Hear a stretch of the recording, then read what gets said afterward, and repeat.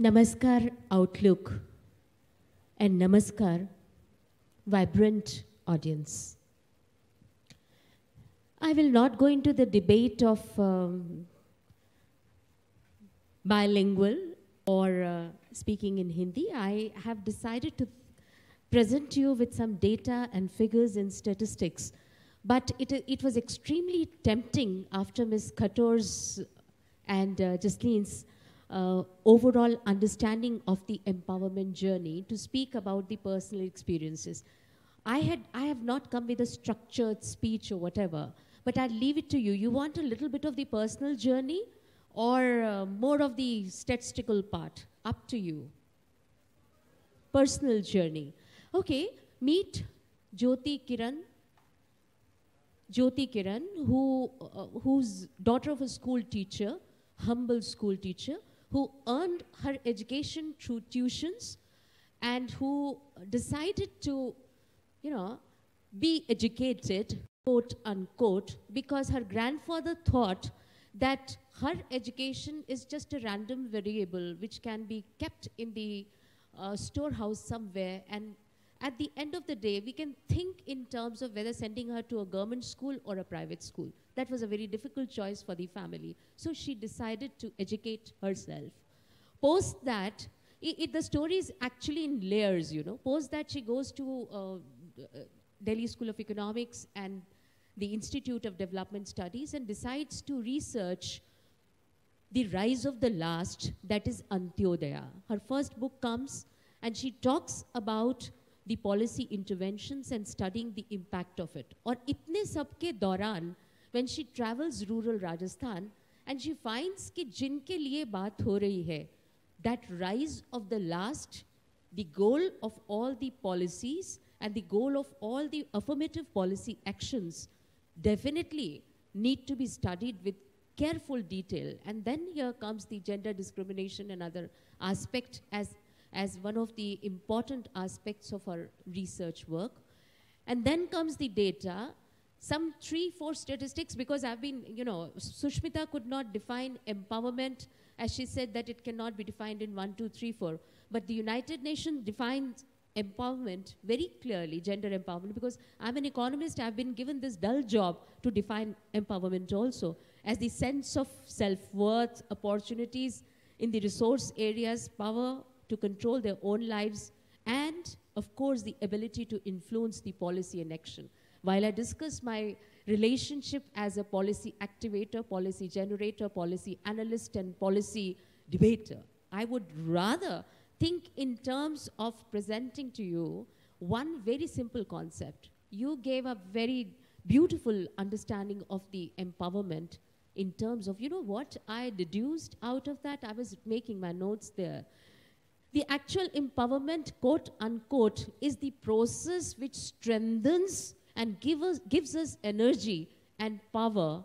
Power itself is a very deceptive word, but at the same time, to be, do, and accomplish whatever we want. So therefore, empowerment, which is as elusive or as abstract, you cannot define empowerment. I heard everybody. And at the end, I'm prepared with some data and statistics, and pathology of the entire thing says that you people have defined empowerment in different ways. But the economists do define empowerment in terms of the contribution to economy, in terms of the labor force participation. And here I sit on this chair, जहाँ पर आपने मुझे explain करने के लिए solo chair पे छोड़ दिया है कि भारत की labor force participation rate, why it is 26-27%, while in China you have 63%. It's a strange paradox that you have an economy growing at the rate of 7-8%, and we are thinking in terms of a double digit, and our economic macro fundamentals are fantastic. You are thinking in terms of you're having 31 to 32% saving rate, and you have very strong fundamentals with a very good growth prospect, but at the same time, you have a declining rate of participation. You are talking in terms of breaking the glass wall or silver wall or whatever it is, but the fact is this, Ranjita, मैं बहुत आपको बता देना चाहूँगी कि जिस ग्रामीण परिवेश की आप बात करके गई हैं, वहाँ पर अर्थव्यवस्था में कंट्रीब्यूशन 7 से 10% गिर रहा है, बढ़ा नहीं है. Have we actually thought if this kind of confused economics is there or economic indicators are there, I think they should be the actual point of concerns for us.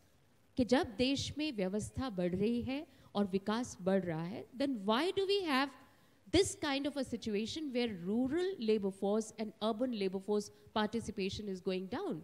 So what are we suggesting? What exactly are the data indicating towards? These are the questions that we have to think. Where in terms of an alternate, now here, most importantly, what my research found was this, which I'd like to share with you, because it is important to see why labor force participation or workforce participation is declining. What I tried to see was this, that whatever work was captured, for example, if Golma in Badmer village is tending to her sheep and creating some kind of a domestic production, unpaid production, which is included as per the SNA standard in the national product, she is still not working. In the US, you have a dog sitter who's paid $10 per day, and that contribution is economic contribution. Here you have Golma, who's spending about 6 hours a day or 7 hours a day in terms of the livestock production and other things, and her work is not included within the ambit of the workforce. Such is the situation. So if you say that there is a systematic bias against, quote unquote, I'm not suggesting that the bias is intentional.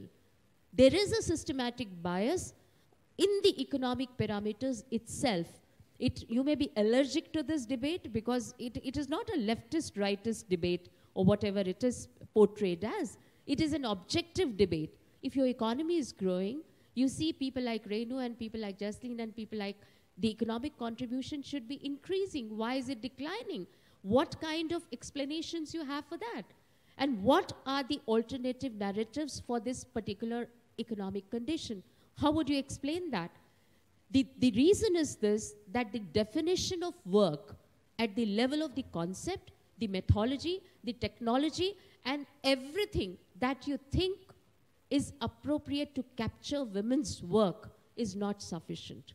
It's not necessary that you have the labor force participation rates comparing with US or China or India, and you come up to the conclusion that only the discrimination is here in terms of women going to the educational sector and not participating in the economy anymore, or maybe they are going to be educated, so that is how the labor force participation is declining. You have to think in terms of systematically understanding it through the gender lens. I have umpteen examples to give, but they are dull examples. For example, if you are producing ghee in the agriculture and livestock sector, in the rural area of Rajasthan, say in Dausa, your product is very much included in the national product. Your product or your output is included. Like you do HR work, your salary is included in the GDP. Her work is included. That ghee producer, Golma Devi, again from Rajasthan, her work is included. But she's not a worker. She's not taken in the workforce participation rate. I think the time has come that we talked great deal about the individual stories. So here is Jyoti Kiran appealing to you that this individual story, which is trying to tell you three things. Number one, all the learnings are not learnings unless they are converted into policy interventions, and policy interventions then are studied in terms of the impact analysis. So therefore, this academic who felt powerless, of course, I would be passing the baton to my daughter and she would be to her daughter, but I'm not a patient person. I am not. I decided to change. I thought the academic could take a plunge in politics, and if that is the situation, perhaps the things can change. So this academic turned an intellectual politician, quote unquote, tried to change the discourse, met 4 lakh first-time voters, did some Janmat Parishkar, and decided to really, really change the discourse. This entire discourse took a little bit of effort and time, and since the card is given to me, so I would not speak again about that. But coming to the Finance Commission again gives some power to have correct policy interventions at the level of panchayats. That is how I could design and devise certain policies in terms of the policy interventions which could have affirmative action here. And this affirmative action was change the complete financial and policy framework towards gender centricity. Rather than women being just talked about, okay, we will change the policy at some point of time, where women are just appendix variables of certain pages. Hopes are not converted into actions unless affirmative action is really strictly planned. So for this planning, I think political intervention and political will is required, and therefore participation is important. And therefore, if any glass wall is to be broken, that is not just in corporate, that is not just in urban. The actual glass wall is intellect entering politics somehow, anyhow, somehow, anyhow. So therefore, once this entire framework has changed, I've done an impact analysis. I'll just give a last example and leave the stage with a question. We tried in Rajasthan a very simple thing as an empowerment policy, that is Jal Swavlamban. We felt that water is the main issue, and women spend about 3 to 4 hours per day in order to get their drinking water. And that, of course, reduces their agency function, income functions, and multivariable other things which stop them from participation in the labor force. So what we did was this, through Mukhyamantri Jal Swavlamban, we invested in Jal Swavlamban, that is water resource management and water resource engagements through the Jan Sahbagita. And through that, Finance Commission gave certain specific expenditure part for that. I'm just talking about one policy intervention. Give me 10 more minutes and I can tell you 10. It may be dull and drab, but this is the way it has to happen.